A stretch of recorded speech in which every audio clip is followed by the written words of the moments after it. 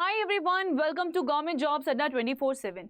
आज हम लोग बात करने वाले हैं एसएससी सीजीएल में जो इस बार भर्ती होने वाली है उसके अंदर आपको एक नया बदलाव देखने को मिल सकता है। और ये नया बदलाव क्या होने वाला है, क्योंकि अभी एसएससी ने इसके बारे में जो एक कंफर्मेशन है वो लेने के लिए सेंट्रल को अप्रूवल भेजा है।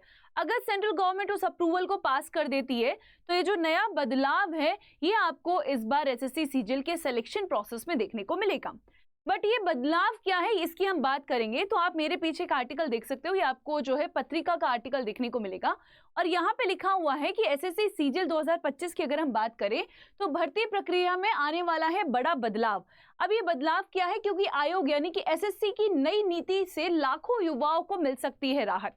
अब ये राहत क्या होने वाली है इसके लिए मैं आपको बताना चाहूंगी कि अभी एसएससी ने एक नई स्कीम की बात की है और इस नई स्कीम का नाम रखा गया है स्लाइडिंग स्कीम।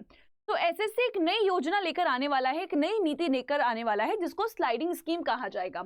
इसका जो प्रस्ताव है अभी सेंट्रल गवर्नमेंट को दिया गया है। जैसे ही सेंट्रल गवर्नमेंट इसके ऊपर अपना अप्रूवल देती है तो शायद इस बार जो है आपको देखने को मिलेगा कि जो सिलेक्शन प्रोसेस होगी उसमें स्लाइडिंग स्कीम का इस्तेमाल किया जाएगा।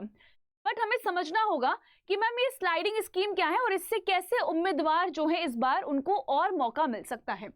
तो यहाँ पे हम लोग बात करेंगे। तो ये जो कर्मचारी चयन आयोग यानी कि एसएससी की बात करें कि और से आयोजित की जाने वाली जो सीजीएल की परीक्षा है 2025 में इस बार एक नया बदलाव देखने को मिलेगा और इसके लिए मंजूरी जो है ये इस साल अभी केंद्र सरकार को भेजी गई है। जैसे ही अप्रूवल आ जाएगा तो इसमें देखा जाएगा। बट बात करेंगे कि क्या है ये स्लाइडिंग स्कीम, क्योंकि हमारे लिए जानना ये जरूरी है। अब यहाँ पे बताया जा रहा है कि एसएससी सीजीएल में होता क्या है, कई बार ना वैकेंसीज देखने को मिलती है। सपोज करो कि इस बार जो वैकेंसी निकाली गई है, जो पद निकाले गए हैं वो है 14,500। अब जब जो भी कैंडिडेट सेलेक्ट किए जाएंगे इन पोस्ट के लिए 14,500 के लिए, अगर वो सारे के सारे पहुंच जाते हैं अपनी पोस्ट लेने के लिए तो ठीक है, जितनी निकाली गई उस पर उतनी भर्तियां कर ली गई। बट कई केसेस में ऐसा देखा जाता है कि सभी लोग नहीं पहुंच पाते, कुछ वैकेंसीज रह जाती हैं, यानी कि सिलेक्टेड कैंडिडेट्स भी नहीं पहुंच पाते अपनी पोस्ट लेने के लिए। पता नहीं क्यों ऐसा करते हैं, बट ऐसा देखा गया है कि 14,500 में से पूरी की पूरी भर्तियां नहीं हो पाती फुल। अब इस केस में क्या होगा कि कैंडिडेट का नाम आया, वो नहीं पहुंच पाया अपनी पोस्ट को लेने के लिए, तो उस केस में वो पोस्ट वेकेंट रह जाती है। अब वो पोस्ट अगर वेकेंट रह गई है तो उस केस में क्या किया जाना चाहिए, इसके लिए एक नई स्लाइडिंग स्कीम की बात की गई है।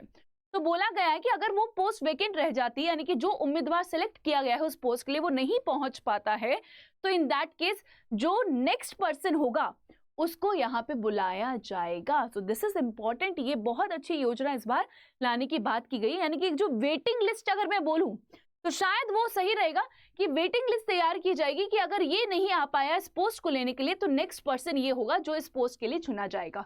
तो यहाँ पे देख लेते हैं, एसएससी सीजीएल भर्ती में अब तक वेटिंग लिस्ट का प्रावधान नहीं था, तो ये प्रोविजन नहीं था। लेकिन बीते कुछ सालों में ये देखने में आया है कि डॉक्यूमेंट वेरिफिकेशन के बाद भी, यानी कि जो डॉक्यूमेंट वेरिफिकेशन हो जाता है उसके बाद भी कई पद खाली रह जाते हैं और इन रिक्तियों को यानी कि इन्हीं पोस्ट को भरने के लिए अब आएगी स्लाइडिंग स्कीम। तो जो एसएससी लागू करने की बात कर रहा है और ये होना भी चाहिए। अगर पोस्ट खाली हो गई है, पर्सन नहीं जा रहा है, तो अगेन जो नेक्स्ट एलिजिबल पर्सन है उसको वो पोस्ट ग्रांट की जाए। तो इसके लिए एक वेटिंग लिस्ट तैयार की जाएगी।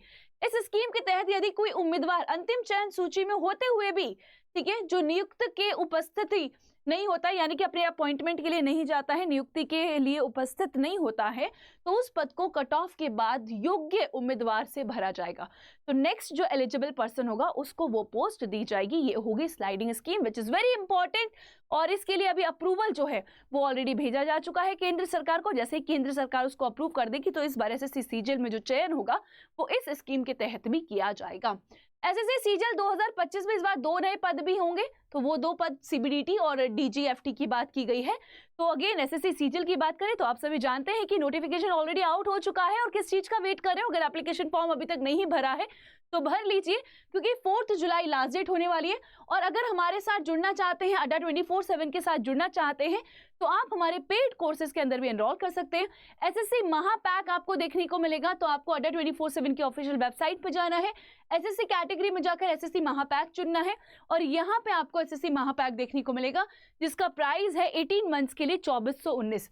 बाय नाउ करेंगे और कोड लगाएंगे Y989 Y989 अप्लाई करेंगे तो 2199 में आप इस कोर्स के अंदर एनरोल कर सकते हो, ओनली 2199 में।